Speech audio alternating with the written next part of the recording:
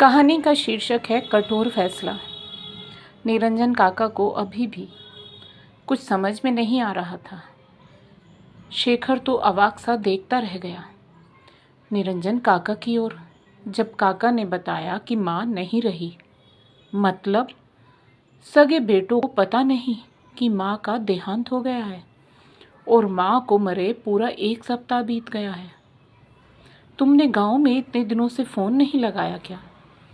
निरंजन काका के यह पूछते ही शेखर का चेहरा शर्म से स्याह हो गया।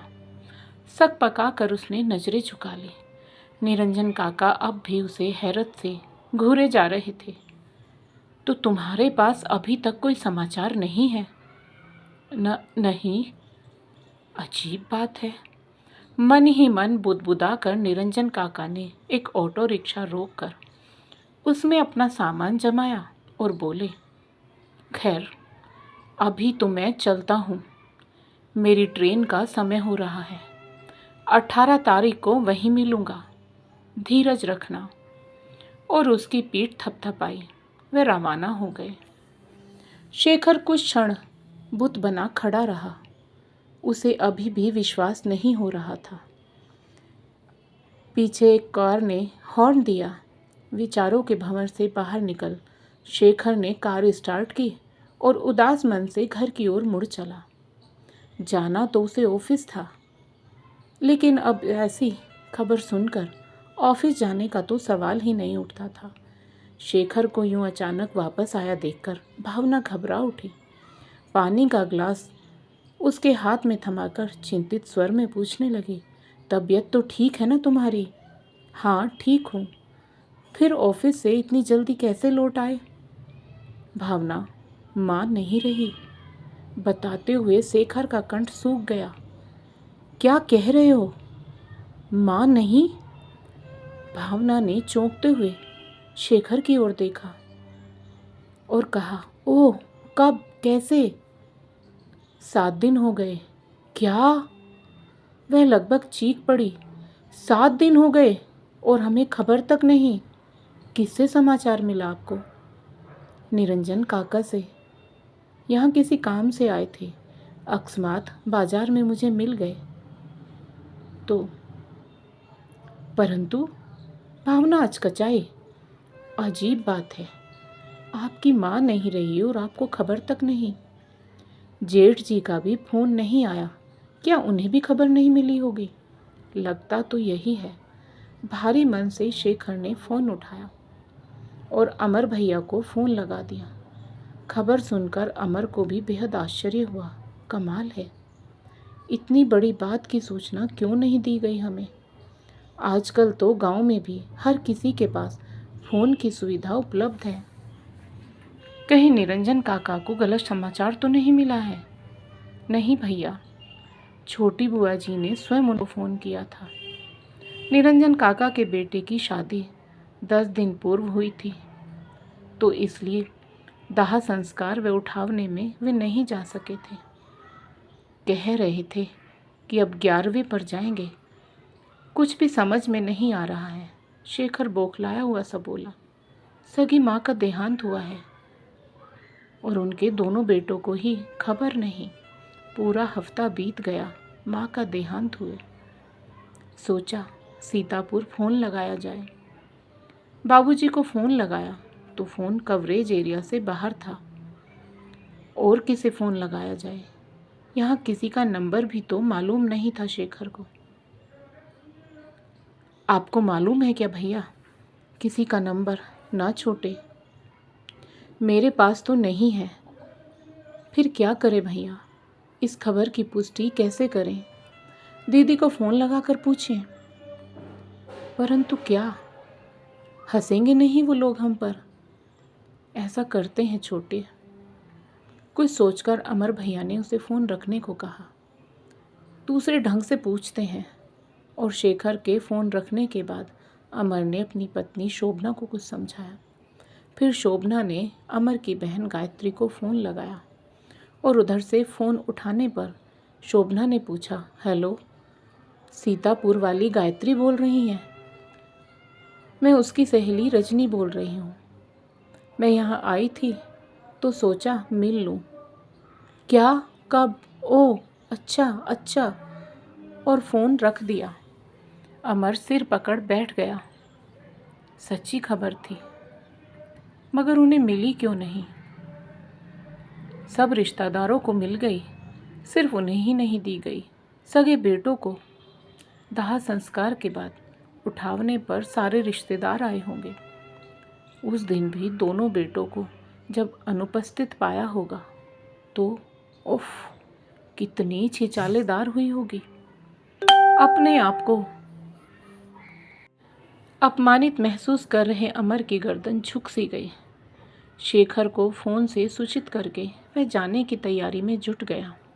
इसी उधेड़-बुन में रात के 12 बज गए। 4 घंटे बाद प्रातः 4 बजे की ट्रेन थी। 8-9 घंटे का सफ़र था। रास्ते भर इसी उधेड़-बुन में रत रहा।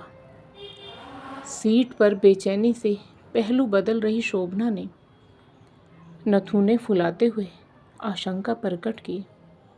मुझे तो गहरी साजिश लगती है। कैसी साजिश शोभा? माँ जी के गहने हड़पने की? मैं समझा नहीं। अरे सीधी सी बात है, हम सब पहले पहुँच गए होते तो माँ जी के गहने हम दोनों बहुओं में बँटते, लेकिन अब न पहुँचने पर कर लिए होंगे किसी ने कब्जे में। किसने? उसी ने जो हफ्ते भर से आकर जमी बैठी है। घृणा से शोभना का स्वर विषैला हो गया। अमर ने कोई जवाब नहीं दिया, सिर झुकाए विचारों के भंवर में डूबता उतरता रहा। प्रातः 10 बजे के लगभग दोनों सीतापुर पहुंच गए। बाबूजी बाहर बैठक के एक कोने में उदास गमगीन बैठे हुए थे। सामने सभी रिश्तेदार भी शोकाकुल बैठे थे। रिक्शे से उतर अमर ने सूटकेस एक तरफ रखा और तेजी से जाकर बाबूजी की गोद में मुंह छुपा जोर जोर से रोने लगा। कैसे हो गया यह सब? हमें खबर तक नहीं मिल पाई। बाबूजी ने कोई जवाब नहीं दिया।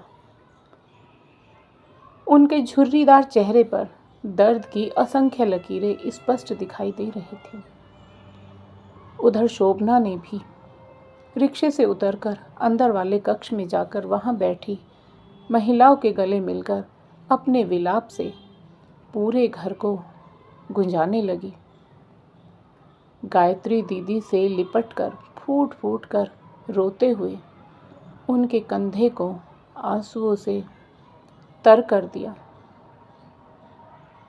3-4 मिनट तक अमर और शोभना दोनों का यह करुण विलाप चलता रहा। फिर बाबूजी की गोद से सिर उठाकर अमर ने भीगे स्वर में बाबूजी को उल्हाना दिया। बाबूजी, आजकल तो इतने साधन हो गए हैं, आपके पास भी फ़ोन है। हमें फ़ोन कर देते या तो किसी से करवा देते। करवा तो देता बेटा, परंतु फिर सोचा कोई फ़ायदा तो है नहीं फ़ोन करवाने का। क्यों बाबूजी? मुझे लगा क्या पता इस बार भी तुम्हें छुट्टी मिलने में दिक्कत आ जाए। अमर को यूं लगा मानो भरी महफिल में नंगा कर जूते जड़ दिए गए हों उस पर। सक पकाते हुए हकला कर बोला, बाबूजी, ऐसा कैसे सोच लिया आपने? मरने की खबर सुनकर तो हम हर हाल में आते। और जीते जी? बात काटते हुए बाबूजी ने रुधे कंठ से कहा। तो अमर कुछ न कह सका। उसके लिए मुंह छुपाना दुश्वार हो गया। बाबूजी से ऐसे आक्रामक रूप की उसने सपने में भी कल्पना नहीं की थी। बाबूजी ने एक ही बार में उसका संपूर्ण जीवन चरित्र उधेड़ कर रख दिया था। वहाँ बैठे सभी रिश्तेदार होठों पर मुस्कान रोक मन ही मन अमर की स्थिति का आनंद लेने लगे। अमर के लिए वहाँ बैठना असहज हो गया, मगर उठकर जाता भी कहाँ। क्या घर छोड़कर वापस चल देता? उसी समय भावना और शेखर का रिक्शा आकर रुका। भावना रोती हुई अंदर चली गई। शेखर बाबूजी के गले से लिपटकर स्वर्गीय माँ को याद करके रोने लगा। उसका चेहरा आंसुओं से तर था और कंठ माँ के चले जाने की पीड़ा से अवरुद्ध था। बस स्वर में हाय माँ, ओह माँ का विलाप करता रहा। कुछ मिनट रोने के बाद उसने हिचकियाँ लेते हुए बाबूजी को उल्हाना दिया। खबर तो करनी थी ना बाबूजी हमें, कैसे करता? बात काट बाबूजी ने अपनी लाचारी बताते हुए कहा, मैं अकेला बूढ़ा दाह संस्कार का इंतजाम करता या तुम्हें फ़ोन करने बैठता, किसी को भी कह देते। ऐसे वक्त तो हर कोई सहयोग करने आ जाता है। सब कहने की बातें हैं बेटा।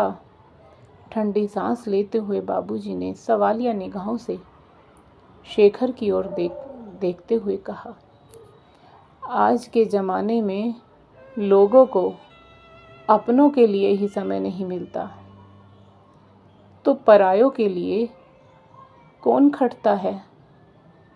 बाबूजी के शब्दों से सकपका गया शेखर और मन ही मन सोचने लगा कि क्या बाबूजी सच में जमाने के लोगों की शिकायत कर रहे हैं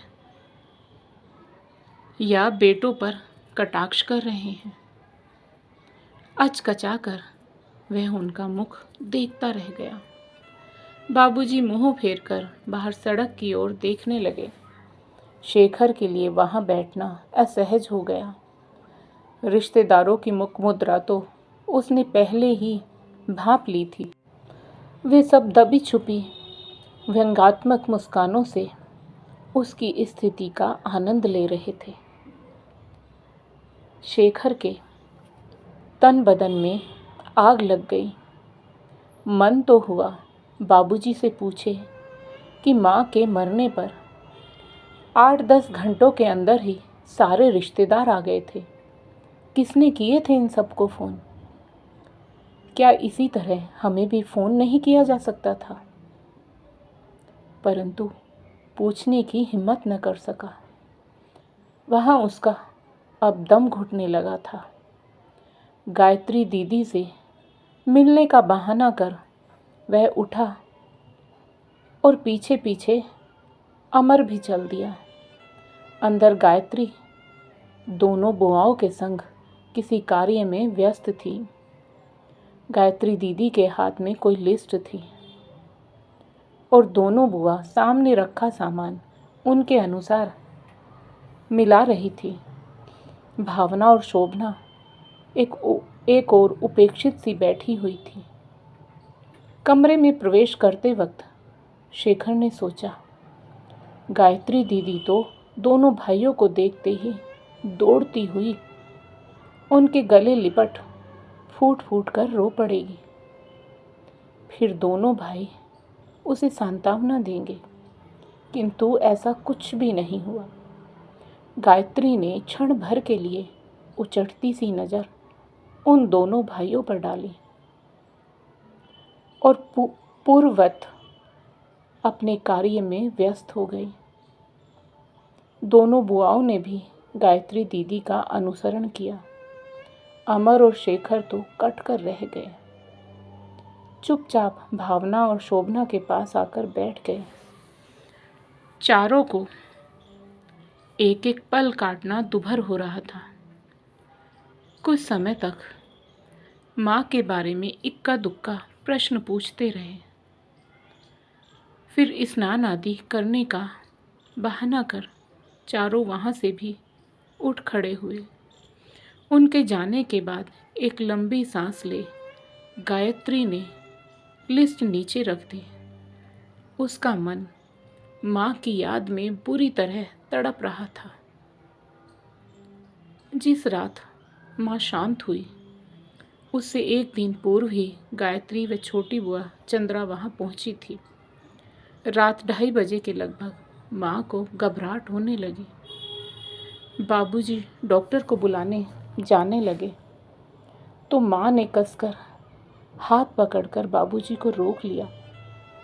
बाबूजी ने हाथ छुड़ाकर जाना भी चाहा, परंतु माँ ने पुनः रोक लिया।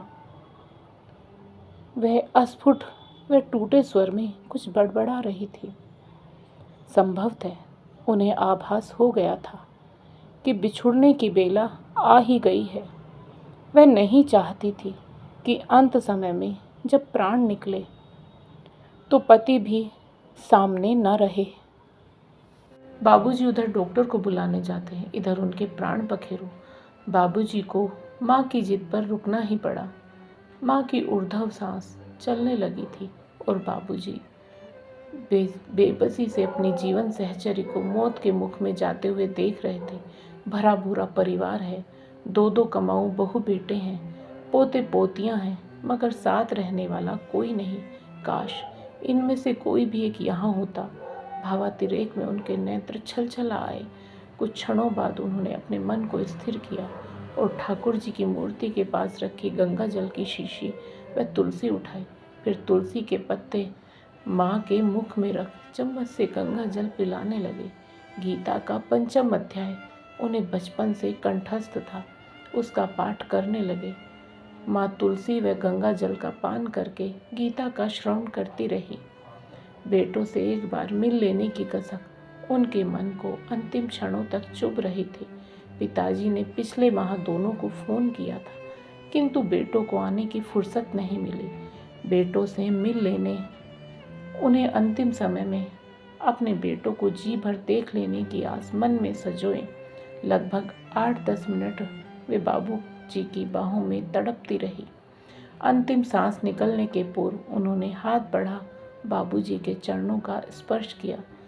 सामने ठाकुर जी को निहार अपने नाथ के मुखार बिंद पर नजरें स्थिर की और हाथ जोड़ प्राण त्याग दिए। स्तब्ध खड़े बाबूजी अपनी जीवन संगिनी की निष्प्राण काया को कलेजे से चिपटाकर फूट फूट कर रो पड़े। जीवन भर जिसने हंसते हंसते बिना किसी शिकायत के पूर्ण समर्पण भाव के साथ निभाया, आज वह उन्हें अकेला जीने के लिए छोड़कर अनंत में विलीन हो गई थी। बाबूजी का कलेजा मुंह को आने लगा। वे अपने आप को बेहद अकेला महसूस कर रहे थे। इतना बड़ा घर है, 2 बेटे, 2 बहू, पोते पोतियां, मगर उन्हें सहारा देने वाला कोई नहीं। लोगों को पैसों की कमी के कारण इलाज नहीं मिलता। यहाँ औलादों की विमुखता के कारण पैसा होकर भी इलाज नहीं मिल पाया। माना कि मृत्यु अटल रहती है, मगर कुछ समय के लिए मृत्यु को टाला भी तो जा सकता था। क्या फायदा 2 बेटों के होने का? इससे तो पुत्रहीनता भली। और ऐसे ही उद्वेलित क्षण में उन्होंने वह कठोर निर्णय लिया। आंसू पोंछकर माँ की निष्प्राण काया पर चादर ओढ़ाकर बाहर आंगन में रखे गमले से 2 पुष्प तोड़कर उन पर चढ़ाए और दरवाज़ा खोल घर के बाहर आए। मोहल्ले की सुनसान सड़कें रात के सन्नाटे में साए साए कर रही थी। छड़ी टेकते हुए वे मोहल्ले से निकलकर बाहर मेन रोड पर आए। वहाँ से अपना फ़ोन रिचार्ज करवाने के लिए रिचार्ज वाले की दुकान पर गए। दुकान का मालिक वहीं दुकान के बराबर में रहता था। उसके दरवाजे की घंटी बजाकर उसे जगाया। उसके दरवाज़ा खोलने पर असमय जगाने के लिए माफ़ी मांगी और फिर रिचार्ज करवाकर चंद्रा बुआ को फ़ोन लगाया। चंद्रा बुआ को उन्होंने सख्त ताकीद कर दी कि दोनों बेटों और उनकी ससुराल को छोड़कर बाकी सब रिश्तेदारों को सूचित कर देना। हतप्रभ रह गई चंद्रा बुआ। बाबूजी के आदेश पर थोड़ा सवाल करने लगी, परंतु बाबूजी ने अपनी कसम दे मुंह बंद कर दिया। बुआ को फ़ोन करने के बाद बाबूजी घर लौटे। सूना घर उन्हें काटने को दौड़ रहा था। चंद्रा बुआ की ससुराल पास ही गांव में थी, तो आधे घंटे में फूफा जी के साथ वह मोटरसाइकिल से आ गई। आते ही बाबूजी के गले लग फूट फूट कर रो पड़ी। बाबूजी के मन की पीड़ा रो के नहीं रुक रही थी। वे भी बच्चों के समान बिलखने लगे। बोले, छुटकी, एकदम अकेला रह गया हूँ मैं।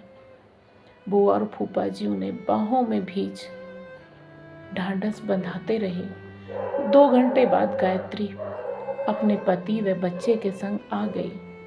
थोड़ी ही देर बाद बड़ी बुआ भी फूफा जी व बच्चों के संग आ गई।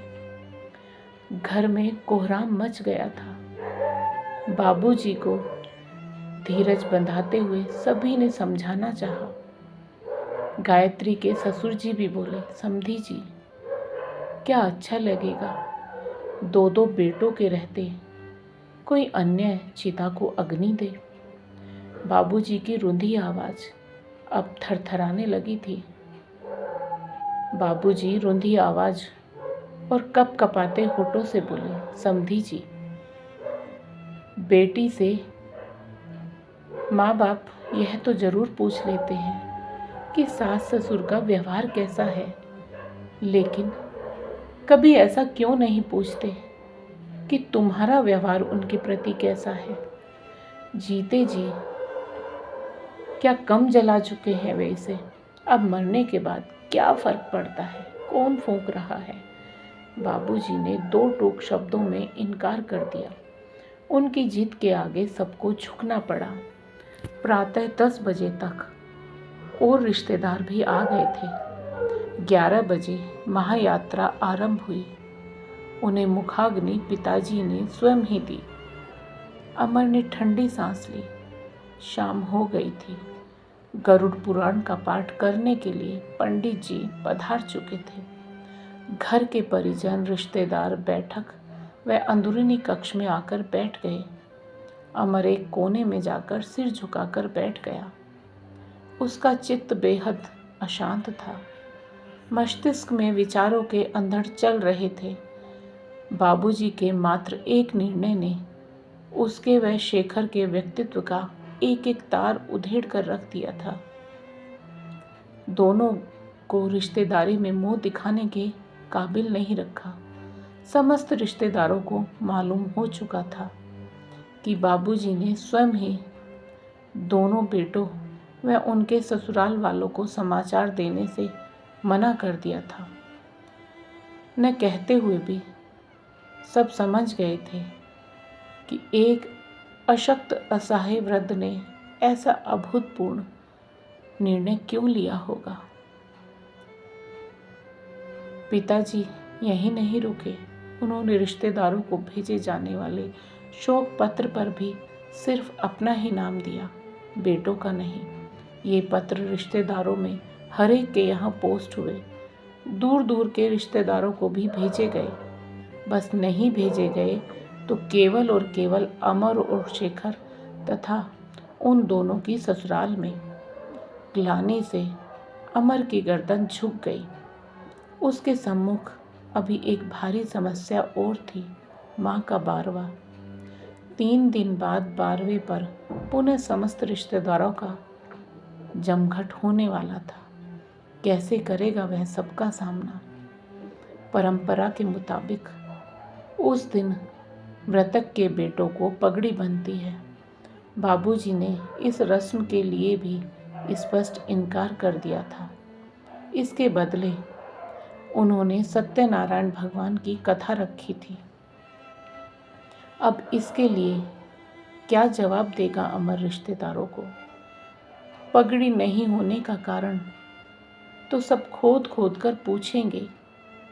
घबराए अमर व शेखर ने अभी कुछ समय पूर्व ही बाबूजी से लगभग रोकर घिघियाते हुए इस रस्म की याचना की थी, लेकिन बाबूजी ने शुष्क सपाट स्वर में लताड़ दिया था।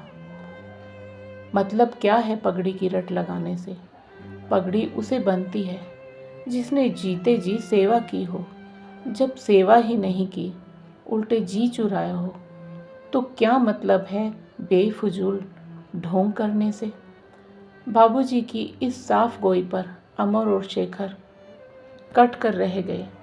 गरुड़ पुराण के बाद अमर धीरे से उठा और किसी काम का बहाना बनाकर घर से निकला। फिर एक दूरस्थ कॉलोनी में जाकर वहाँ के एसटीडी बूथ से अपनी व शेखर की ससुराल वालों को फ़ोन लगाया। संक्षिप्त में अपने बाबूजी की नाराज़गी वाली बात भी बतला दी।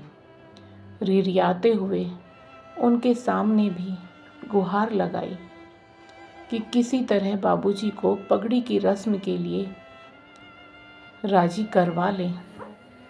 अगली ही सुबह भावना और शोभना के माता पिता व अन्य परिजन भी टैक्सियों में भरकर बदहवास से चले आए और हाथ जोड़कर बाबूजी से माफ़ी मांगी। अनुनय विनय भी की। बाबूजी के मुख पर अकड़ के कोई चिन्ह नहीं थे। वे आत्मीयतापूर्वक उन्हें आश्वस्त करने लगे, आप व्यर्थ सोच विचार कर रहे हैं साहब। मेरे मन में किसी के प्रति कोई शिकायत नहीं है। फिर हमसे क्या नाराज़गी रही? हमें खबर ही नहीं की। ऐसा है। पिताजी के चेहरे पर कूटनीतिक मुस्कान उभरी। जिनके पत्र आते रहते थे कुशल क्षेम के, उनके नंबर थे मेरे पास। हड़बड़ी में वही खबर करवा सका। दोनों समधी कट कर रह गए। पिताजी ने बेहद सादगी से उन्हें उल्हाना जो दे दिया था। एक क्षण चुप बैठे हुए बड़े समधी ने बात संभालनी चाहिए। इन लोगों ने आपके साथ ऐसा व्यवहार रखा, हमें तो सपने में भी इस बात का गुमान नहीं था। आप यदि एक बार भी पत्र डाल देते तो।